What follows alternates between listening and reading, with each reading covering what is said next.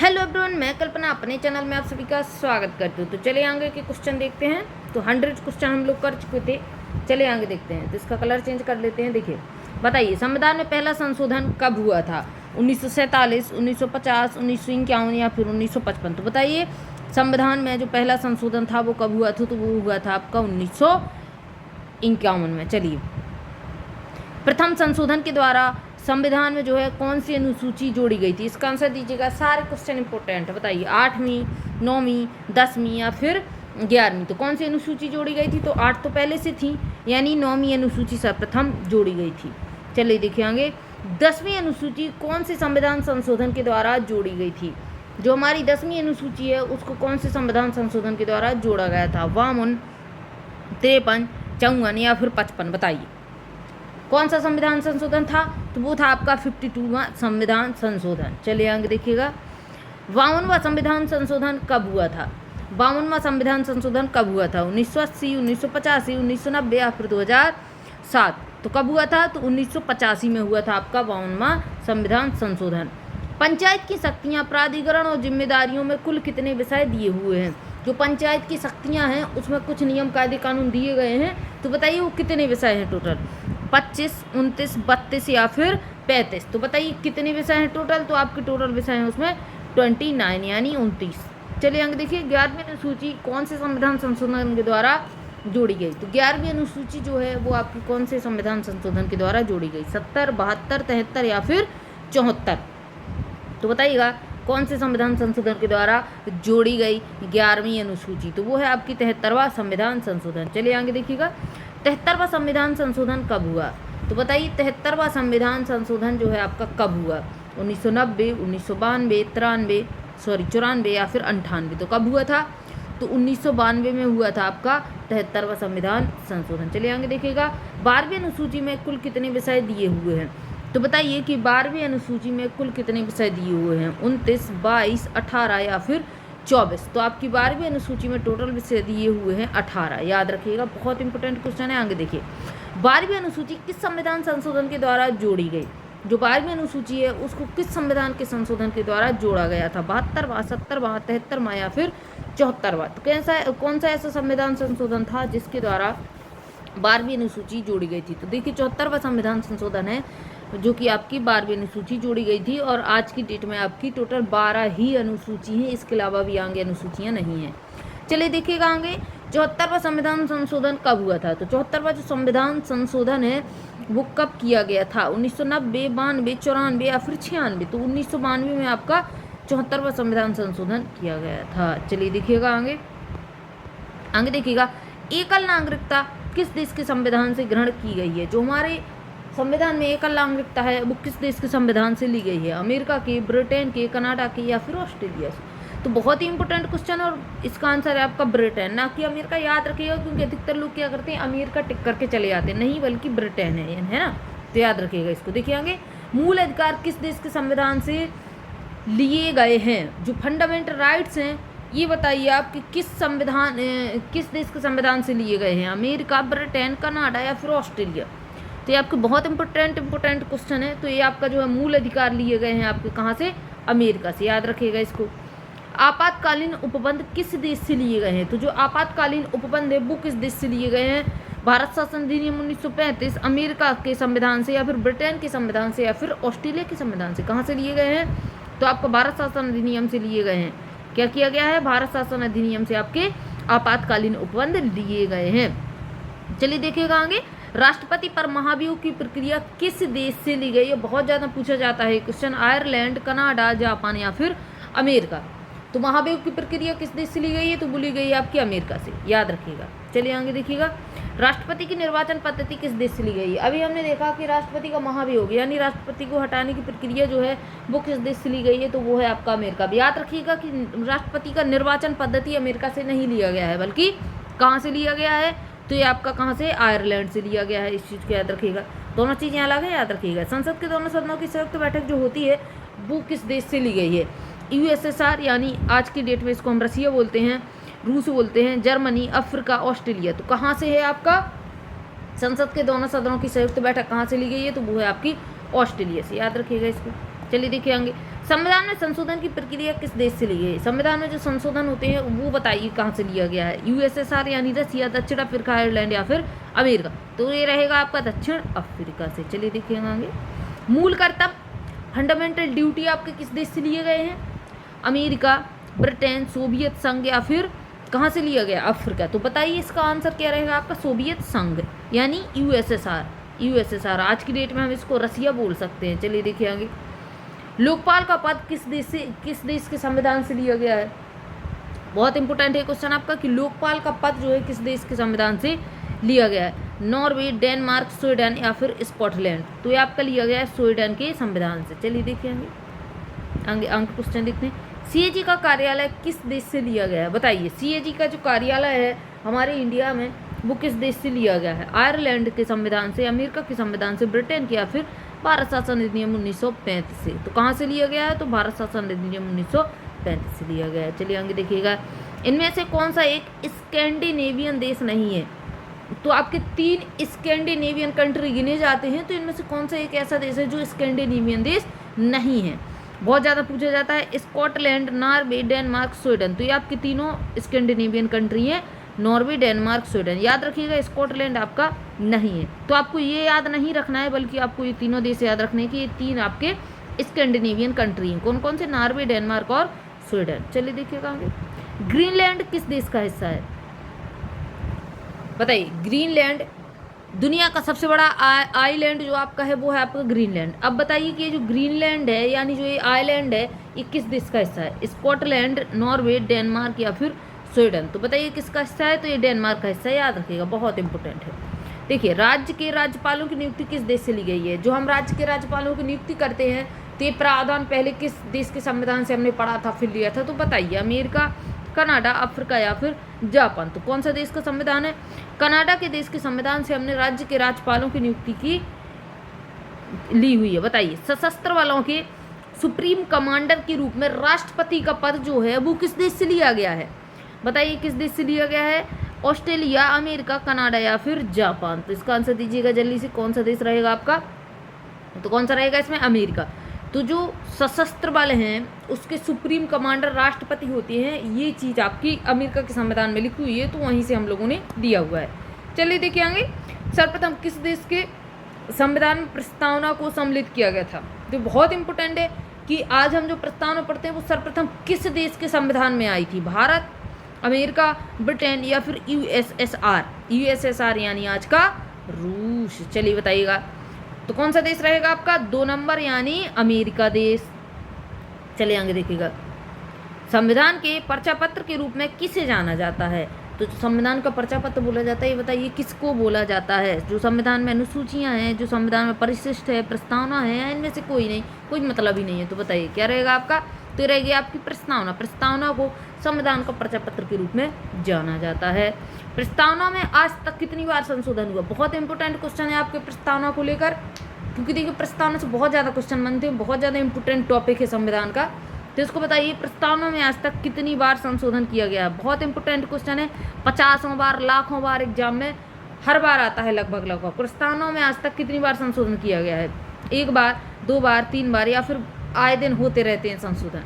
तो देखिए प्रस्तावना में ओनली 1 टाइम संशोधन किया हुआ है, इसलिए इम्पोर्टेंट है ना। इसके बाद प्रस्तावना कभी संशोधन नहीं हुआ। प्रस्तावना में कौन से संविधान संशोधन अधिनियम द्वारा संशोधन किया गया था? अभी मैंने बताया कि 1 बार हुआ है ना। लाइफ टाइम में अभी तक प्रस्तावना में संशोधन 1 टाइम बार हुआ है। तो वो कब हुआ था? कौन सा संविधान संशोधन था? बताइए 40वां, 42वां, 44वां, 76वां? तो कौन सा है? तो ये आपका 42वां संविधान संशोधन है। बहुत ज़्यादा इंपॉर्टेंट है, बहुत ही ज़्यादा, इस चीज़ को नोट कर लीजिएगा। चलिए देखिएगा 42वां संविधान संशोधन कब हुआ था? तो जो हमारा 42वां संविधान संशोधन है जिसके द्वारा प्रस्तावना में 1 बार संशोधन किया गया है आज तक, तो ये वाला जो आपका 42वां संविधान संशोधन है ये हुआ कब था? 1972, 1974, 1976 या फिर 1978? तो इसका आंसर बताइएगा। तो ये रहेगा आपको 1976। याद रखिएगा 42वां संविधान संशोधन 1976 हजारों बार क्वेश्चन आपका आता है। देखिए प्रस्तावना संशोधन के समय इनमें से कौन सा एक शब्द नहीं जोड़ा गया था? जब प्रस्तावना का 1 बार संशोधन हुआ था 1 टाइम, तो उसमें 3 नए शब्द जोड़े गए थे, है ना। तो एक शब्द ऐसा कौन सा है जो नहीं जोड़ा गया था? तो हालांकि हमें याद कौन से करने हैं जो जोड़े गए थे। तो बताइए इसका आंसर क्या रहेगा? समाजवादी, धर्मनिरपेक्ष, पंथ निरपेक्ष, अखंडता। तो ध्यान से देखिएगा कि इसका आंसर तो है आपका पंथ निरपेक्ष, क्योंकि पंथ निरपेक्ष शब्द नहीं जोड़ा गया था। अब इसके अलावा आप लोग सुनिए कि समाजवादी, धर्मनिरपेक्ष और अखंडता जोड़े गए थे। तो ये 3 याद रखने हैं, कौन कौन से? समाजवादी, धर्मनिरपेक्ष, अखंडता, ये याद रखने हैं कि जोड़े गए थे। प्रस्तावना में संशोधन किसके द्वारा किया जा सकता है? तो प्रस्तावना में जो संशोधन होता है वो किसके द्वारा किया जा सकता है? राष्ट्रपति के अध्यादेश के द्वारा, अनुच्छेद 368 के द्वारा, अनुच्छेद 3 के द्वारा, अनुच्छेद 4 के द्वारा। तो किसके द्वारा संविधान वो प्रस्तावना में संशोधन किया जाता है? तो बताइए क्या रहेगा इसका आंसर? तो अनुच्छेद 368 के तहत ही सब प्रस्तावना में जो एक बार संशोधन हुआ था वो किया गया था। चलिए देखेंगे, संविधान के अधिकार का स्रोत किसे माना जाता है? संविधान के अधिकार का स्रोत किसे माना जाता है? संविधान सभा को, डॉक्टर भीमराव अंबेडकर को, महात्मा गांधी को, या फिर हम भारत के लोग को? तो बताइए किसको माना जाता है संविधान के जो अधिकार, मतलब संविधान के अधिकार का स्रोत कहाँ से है? बताइए, बहुत इंपॉर्टेंट क्वेश्चन है, अक्सर बच्चे इसको गलत कर देते हैं। तो हम भारत के लोगों को इसका स्रोत माना जाता है, याद रखिएगा। आगे देखिएगा, प्रस्तावना में कितने प्रकार के न्याय की बात की हुई है? प्रस्तावना में न्याय देने की बात की हुई है लोगों को, तो वो कितने प्रकार का न्याय है बताइए? 3, 5, 2, 4। तो कितने प्रकार का है? 3 प्रकार का। चलिए देखिएंगे, प्रस्तावना में कितने प्रकार की स्वतंत्रता बताइए? ये प्रस्तावना में स्वतंत्रता की बात की गई तो कितने प्रकार की है? इसका आंसर दीजिएगा। 3 की, 5 की, 2 की, 4 की। कितने की है? तो 5 प्रकार की स्वतंत्रता की चर्चा की गई है। देखिएंगे, इनमें से कौन सा एक न्याय नहीं है? अभी हमने देखा कि 3 प्रकार के न्याय की बात की गई है, अभिव्यक्ति, सामाजिक, आर्थिक, राजनीतिक। तो देखिए, सामाजिक न्याय की बात की गई है, आर्थिक न्याय की और राजनीतिक न्याय की, लेकिन अभिव्यक्ति क्या है? तो ये आपकी बोलने की स्वतंत्रता है। चलिए देखिए आगे देखिए, तो 135 का आपका कौन सा आंसर रहेगा? 1 नंबर। चलिए देखिए आगे, निम्न में से कौन सी एक स्वतंत्रता नहीं है? धर्म मानने की, विचार प्रकट करने की, अभिव्यक्ति की, या फिर अवसर की। तो बताइए इनमें से कौन सी एक स्वतंत्रता नहीं है? तो देखिए तीनों तो आपकी स्वतंत्रताएं हैं, बल्कि अवसर की स्वतंत्रता नहीं है। चलिए देखिए आगे, इनमें से कौन सी 2 समानताओं की बात की गई है? तो कौन सी 2 समानताएं हैं? तो प्रतिष्ठा और अवसर की समानता। समानताएं कौन सी हैं? तो प्रतिष्ठा और अवसर की हैं। चलिए देखिए आगे, हमारी प्रस्तावना में स्वतंत्रता, समानता और बंधुत्व के आदर्शों को कहाँ से लिया गया है? प्रस्तावना लिखा हुआ है, गलत है ना? हमारी प्रस्तावना में स्वतंत्रता, समानता और बंधुत्व के आदर्शों को कहाँ से लिया गया है? बताइए, अमेरिका से, रूस की क्रांति से, फ्रांस की क्रांति से, ब्रिटेन से। तो कहाँ से लिया गया है? तो ये रही आपकी फ्रांस की क्रांति। फ्रांस की क्रांति जब हुई उस समय पर स्वतंत्रता, समानता और बंधुत्व के आदर्शों को वहाँ से लिया गया था। चलिए देखिए आगे, सामाजिक, आर्थिक और राजनीतिक न्याय की इन तत्वों को कहाँ से लिया गया है? बताइए, सामाजिक, आर्थिक और राजनीतिक न्याय हैं, इन तत्वों को कहाँ से लिया गया है? अमेरिका से, रूस की क्रांति से, फ्रांस की क्रांति से, ब्रिटेन से। कहाँ से लिया गया है? तो ये रहेगी आपकी रूस की क्रांति। जब रूस में क्रांति हुई तो 3 तरह के हम लोगों ने न्याय वहाँ से लिए। तो कौन कौन से थे? सामाजिक, आर्थिक और राजनीतिक न्याय हमने लिए। चलिए देखिए आगे, लोकतांत्रिक देश का अर्थ क्या है? ये क्वेश्चन आपका काफ़ी इम्पोर्टेंट है और बार बार आपको एग्जाम में देखने को मिलेगा कि लोकतांत्रिक देश का अर्थ क्या है? सर्वोच्च शक्ति राजा के हाथ में होगी तो क्या वो लोकतांत्रिक देश कहलाएगा? राजा का पद वंशानुगत, यानी राजा के बाद उसका बेटा अगर पद पे बैठ जाए तो क्या वो लोकतांत्रिक देश कहलाएगा? सर्वोच्च शक्ति जनता के हाथों में होगी तो क्या वो लोकतांत्रिक देश कहलाएगा? सर्वोच्च शक्ति सरकार, यानी सीधी बात है राजा के ही हाथ में होगी, है ना? तो ये ऑप्शन और ये ऑप्शन तो आपका सेम हो जाएगा। तो बताइए इनमें से कौन सा आपका आंसर रहेगा? तो इसका आंसर रहेगा आपका 3rd नंबर कि सर्वोच्च शक्ति जनता के हाथ में हो तो उसको हम लोकतांत्रिक देश कहते हैं। लोक मतलब लोग। भारतीय संविधान की आत्मा किसे कहा जाता है? तो भारतीय संविधान की आत्मा किसे कहा जाता है? प्रस्तावना को, मूल अधिकारों को, मूल कर्तव्य को, या फिर नीति निर्देशक तत्वों को। तो बताइए क्या रहेगा? तो भारतीय संविधान की आत्मा, याद रखिएगा, प्रस्तावना को बोला जाता है। आगे देखिए, संविधान प्रस्तावना किन शब्दों से, संविधान की जो प्रस्तावना है वो किन शब्दों से शुरू होती है? भारत को एक संपूर्ण प्रभुत्व संपन्न, ऐसा आगे लिखा हुआ है, या फिर भारत की प्रकृति से शुरू होता है, या भारत के उद्देश्य, इस प्रकार से शुरुआत में लिखा हुआ है, या फिर बताइए हम भारत के लोग। तो क्या रहेगा इसका आंसर? भारतीय संविधान की जो प्रस्तावना है सबसे पहले उसमें जो शुरुआत में शब्द दिए हुए हैं वो लिखे हुए हैं हम भारत के लोग। चलिए देखिए आगे, संप्रभुता शब्द का आशय क्या है? संप्रभुता शब्द का आशय क्या है? भारत किसी दूसरे देश पर निर्भर, भारत की डोर जो है ब्रिटेन के हाथ में होनी चाहिए, या फिर भारत किसी अन्य दूसरे देश पर निर्भर नहीं है, या इनमें से कोई नहीं। तो क्या रहेगा इसका आंसर? बताइए क्या रहेगा इसका आंसर। तो ये रहेगा आपको, भारत किसी अन्य दूसरे देश पर किसी प्रकार से निर्भर नहीं है, इसको कहते हैं संप्रभुत्वता, है ना। चलिए देखेंगे, भारत एक धर्मनिरपेक्ष राज्य है। धर्मनिरपेक्ष का अर्थ क्या है, इसको ध्यान से देखिएगा कि हम लोग बोलते हैं कि भारत एक धर्मनिरपेक्ष राज्य है, तो धर्मनिरपेक्ष का अर्थ क्या है बताइए। राज्य सरकार के द्वारा बहुमत धर्म को स्वीकार करना, है ना, यानी जो जनता ज़्यादा है देश में, क्या उस धर्म को सरकार स्वीकार करेगी, या राज्य सरकार द्वारा सभी धर्मों के खिलाफ होना, या फिर राज्य सरकार द्वारा किसी भी धर्म को स्वीकार ना करना, जिस धर्म की सरकार उसी धर्म का चलना, है ना। तो बताइए क्या रहेगा इसका आंसर। तो राज्य सरकार द्वारा किसी भी धर्म को स्वीकार नहीं करना। तो राज्य सरकार है वो किसी भी धर्म को उस तरीके से स्वीकार नहीं करते है कि धर्म के अनुसार सरकार चलेगी, यानी पूरी देश की जनता को जितने भी धर्म हैं हर धर्म को लेकर सरकार चलती है। चलिए देखिए हमें धर्मनिरपेक्ष शब्द के बारे में कौन सा कथन गलत है, बताइए कौन सा कथन गलत है।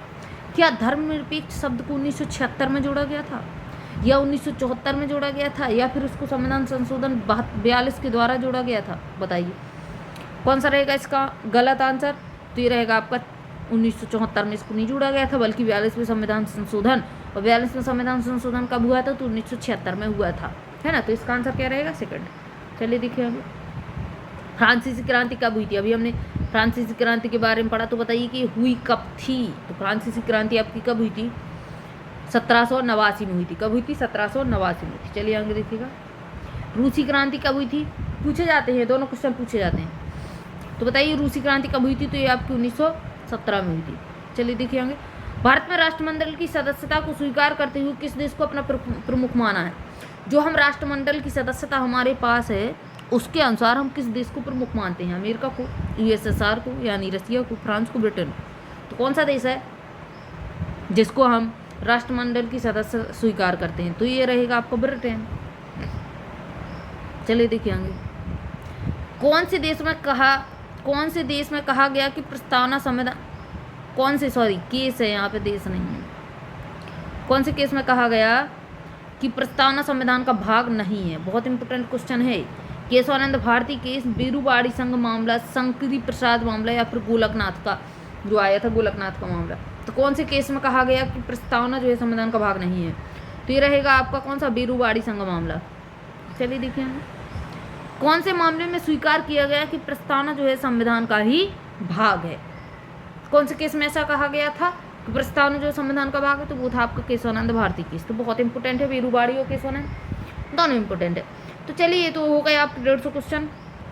3 दिन से लगातार आपका वीडियो चल रहा है, और एक वीडियो में आपको डेली 50 क्वेश्चन करवाती हूँ। और एक चीज़ आपको और बता दूँ कि अगर आपको कोई और सब्जेक्ट कुछ MCQ चाहिए, तो आप लोगों को क्या है कि MCQ चाहिए तो आप लोगों को कमेंट करना पड़ेगा, जिससे मैं क्या करूँगी दूसरे किसी और सब्जेक्ट के इसके साथ साथ उसके भी 50 क्वेश्चन स्टार्ट करवा दूँगी।